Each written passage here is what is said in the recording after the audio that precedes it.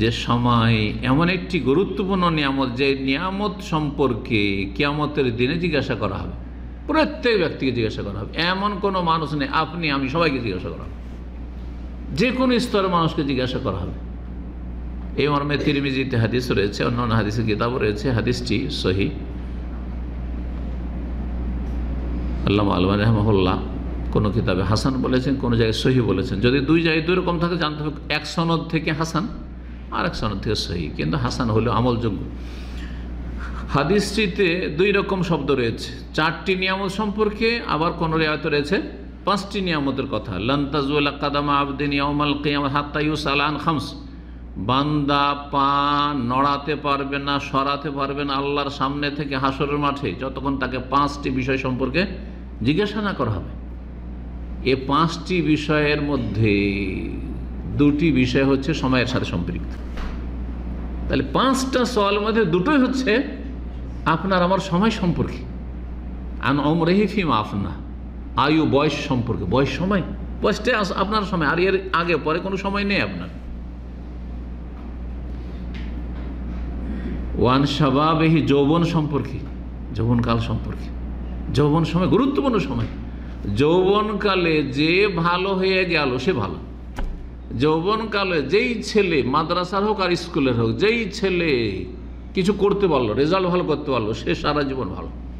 সাধারণত সে আর দুনিয়ার ক্ষেত্রে হোক দিনের ক্ষেত্রে, লেখাপড়ার ক্ষেত্রে এগিয়ে যাবে যখন এই কালটাতে এগিয়ে গেছে। যৌবনকালে কারো যদি চরিত্র খারাপ হয়ে যায়, ব্যাড রেপোর্ট হয়ে যায়, তার ভালো হওয়াটা বড় মুশকিল।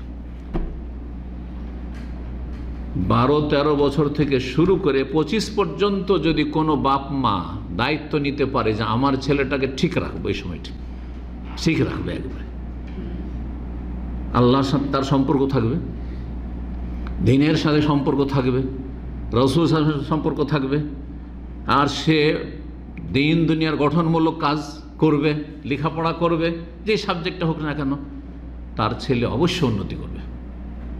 লিখে নেন কথাটি, অবশ্যই। আর যেই ছেলেগুলো খারাপ হয়েছে সঙ্গদোষে বা বিভিন্ন কারণে, পরিবেশ খারাপ হওয়ার কারণে, সেগুলি এই বয়সটাতে খারাপ হয়েছে। 12-13 বছর বয়সে বাচ্চারা একটু টেড়ামো করতে লাগে, বাঁকা চলতে লাগে।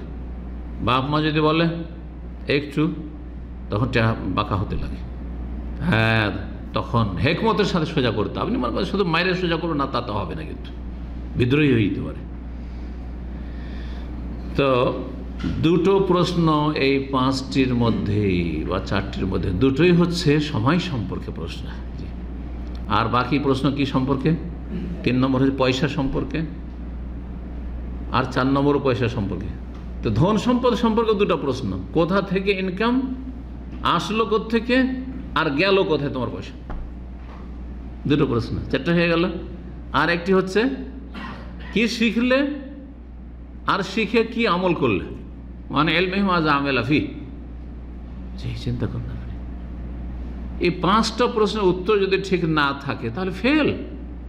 এখন থেকে প্রস্তুতি নিতে, এই নয় যে প্রস্তুতি নেওয়ার জন্য মরার পর আর কোনো সময় আছে না, কাজ শেষ, শেষ, আমলের জগৎ শেষ। এখন হিসাবের জগৎ শুরু হয়ে গেছে, প্রতিদান জগৎ শুরু হয়ে গেছে, নিয়ামত না হয় শাস্তি, দুটোর একটা শুরু হয়ে গেছে। আল্লাহ বুঝার তৌফিক দান করে।